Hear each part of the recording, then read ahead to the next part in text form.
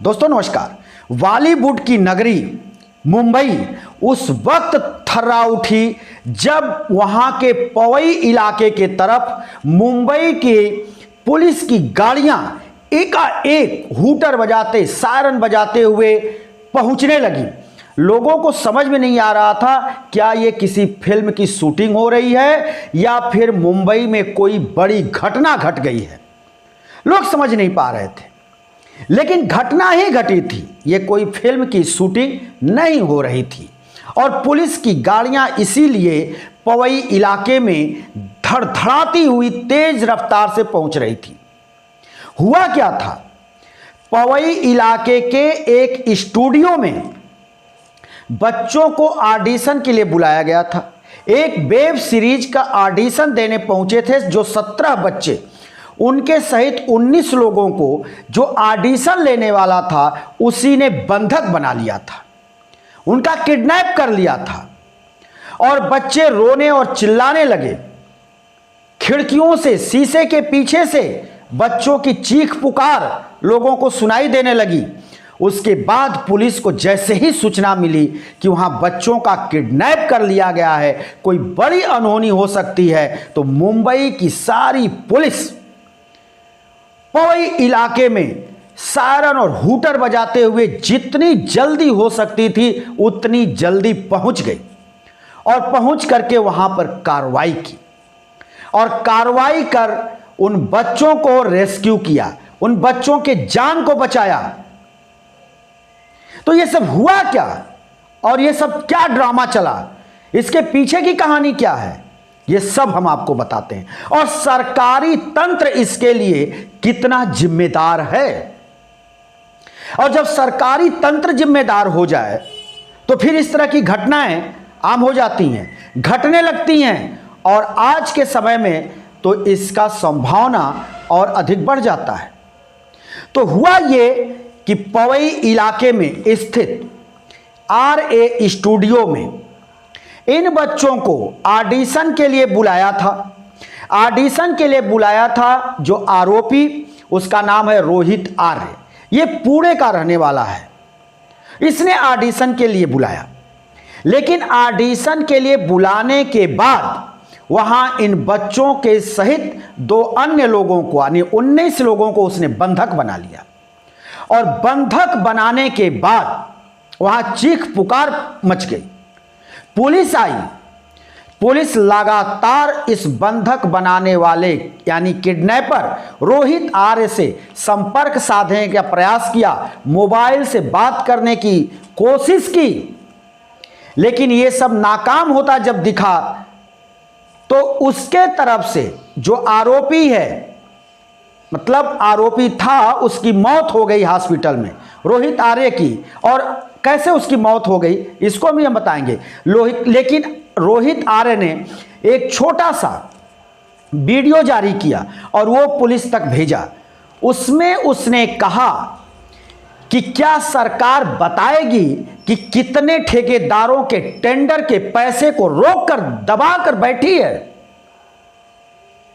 या पूर्व मंत्री इसकी जिम्मेदारी लेंगे, शिक्षा मंत्री, और इन बच्चों की जान चली जाए या मैं सुसाइड करूं।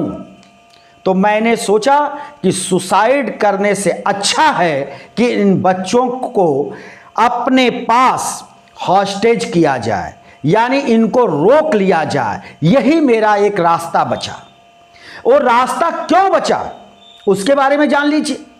वो जिक्र कर रहा है 2024 के तत्कालीन सरकार के शिक्षा मंत्री रहे दीपक केसरकर का, और उसका आरोप है कि दीपक केसरकर जब शिक्षा मंत्री थे उस वक्त टेंडर में मैंने काम किया उनके स्कूल में, और उनके स्कूल में जो मैंने काम किया उसमें हमारे 2 करोड़ रुपए फंस गए और मेरे पैसे नहीं मिले। सरकार उस समय की दोषी है, महायुति की सरकार, और ये मंत्री, शिक्षा मंत्री दीपक केसरकर, ये दोषी है। मैं गिड़गिड़ाता रहा, चिल्लाता रहा उसके घर पर, उसके ऑफिस पर, यहां तक कि महीने भर मैंने धरना दिया, उसके बावजूद भी मेरे पैसे नहीं मिले। और आज मैंने सोचा कि सुसाइड कर लें, लेकिन सुसाइड करने से अच्छा मैंने यही उपाय लगाया कि इन बच्चों को हम हॉस्टेज कर ये बात हम सरकार तक पहुंचा सकेंगे। ये कहना है किडनैपर जिसको कहा जा रहा है, आरोपी है वो रोहित आर्य, उसको कहा जा रहा है, उसने ये वीडियो जारी किया। उसकी पत्नी ने भी आरोप लगाया पूर्व सरकार पे, जो उस समय की तत्कालीन सरकार थी, और पूर्व शिक्षा मंत्री दीपक केसरकर पर, कि मेरे पति के हत्या के जिम्मेदार यही हैं। मंत्री भी सामने आए, पूर्व मंत्री दीपक केसरकर, उनका कहना है कि जो आरोपी है रोहित आर्य, जो कदम उठाया ये गलत उठाया। बच्चों के साथ कोई दुर्घटना घटना हो सकती थी तो इस तरह का कदम उसको नहीं उठाना चाहिए था, लेकिन क्या उसके पैसे रोकना यह उचित था? इसके जवाब में दीपक केसरकर ने कहा, अब उन्होंने सही कहा झूठ कहा जो भी कहा, उन्होंने कहा कि ये जो रोहित आर्य है ये स्वच्छता मॉनिटर नामक एक कॉन्सेप्ट लेकर के मेरे पास आया था। मैंने अपने स्कूल में इसको प्रोजेक्ट में दिया, काम करने का अवसर दिया, जिसका भुगतान हमने रोहित आर्य को कर दिया, स्कूल में कर दिया, ऑफिस में कर दिया। लेकिन यहां पर रोहित आर्य का कहना है कि मेरा भुगतान नहीं हुआ, 2 करोड़ रुपए मेरे इनके पास रह गए। लेकिन जब ये सब ड्रामा चल रहा था तो उस वक्त पुलिस की जो प्रायोरिटी थी, जो प्राथमिकता थी, उसी को पुलिस ने किया। पुलिस ने कार्रवाई करते हुए उन 17 बच्चों को रेस्क्यू किया और अन्य 2 लोग जो थे उनको भी सुरक्षित बाहर निकाला। लेकिन इस दौरान पुलिस की तरफ से जो कार्रवाई की गई उसमें आरोपी रोहित आर्य घायल हो गया। और जब वो घायल हो गया तो उसको पुलिस वहां से लेकर हॉस्पिटल गई और हॉस्पिटल में इलाज के दौरान दीपक आर्य की मौत हो गई। यानी जो किडनैपर जिसको बताया जा रहा है उसकी मौत अस्पताल में इलाज के दौरान हो गई।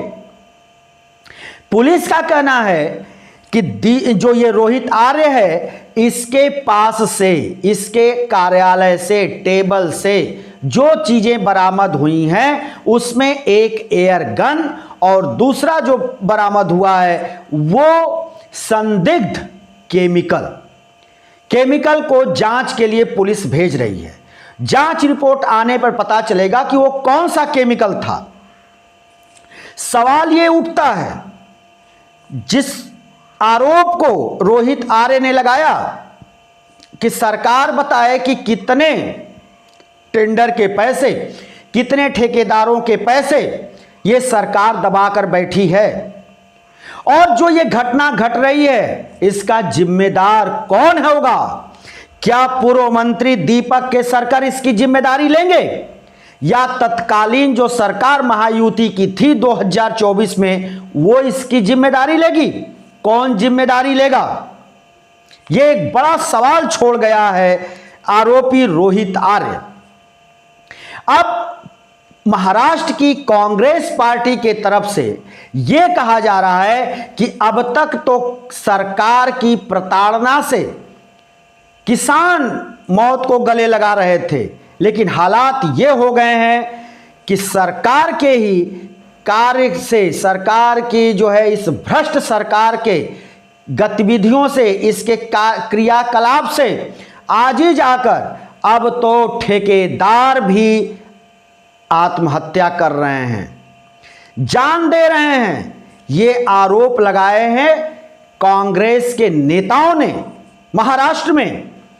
और ये अमूमन देखा जाता है कि सरकारी कार्य अगर कोई कराता है तो उसके पैसे भी वहां रोक लिए जाते हैं, फंस जाते हैं। और मंत्रियों के अधीन अगर आपने काम कराया है, मंत्रियों के संस्थाओं में अगर आपने काम कराया है तो ये आप मानकर चलिए कि आपका पैसा डूबना तय है।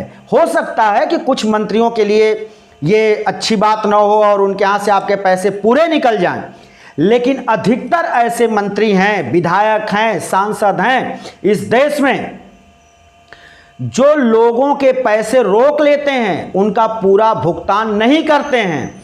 और इसी तरह का ये मामला मुंबई में भी आया, जो मुंबई के पवई इलाके को थर्रा दिया, हिला दिया। वहीं बाहर खड़े इन बच्चों के अभिभावक रोते चिल्लाते बिलखते रहे और बस उनकी यही एक इच्छा थी कि किसी तरह से उनके बच्चे सुरक्षित बाहर निकल आएं, उनके साथ कोई घटना न घट जाए। जब पुलिस ये कार्रवाई कर रही थी तो बच्चों के अभिभावक तो वहां मौजूद थे ही उस स्टूडियो के बाहर, उसके अलावा हजारों लोगों की भीड़ वहां उमड़ पड़ी थी ये देखने के लिए कि पुलिस की कार्रवाई से क्या ये बच्चे सुरक्षित बाहर निकल पाएंगे या फिर अंदर कोई आतंकी घटना तो नहीं घट जाएगी। आखिर अंदर वो व्यक्ति है कौन जो इतने बच्चों को बंधक बना लिया है, उसकी मंशा क्या है, वो क्या चाहता है, सबकी इच्छा, बस सब ये जानने वाले थे। पूरे देश के लोगों के पास जब ये खबर पहुंची तो लोग इसी हैरानी में थे कि आखिर जो किडनैपर वो चाहता क्या है, क्या चाहता है और है कौन, उसका क्या मकसद है इन बच्चों को बंधक बनाना। तो ये सारी चीजें क्लियर हो गई।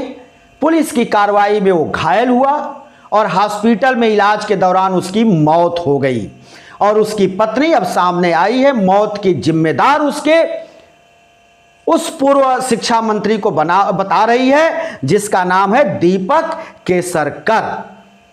दोस्तों हम फिर किसी दूसरे वीडियो को लेकर हाजिर होंगे, तब तक के लिए शिवमूर्ति दुबे को दीजिए इजाजत।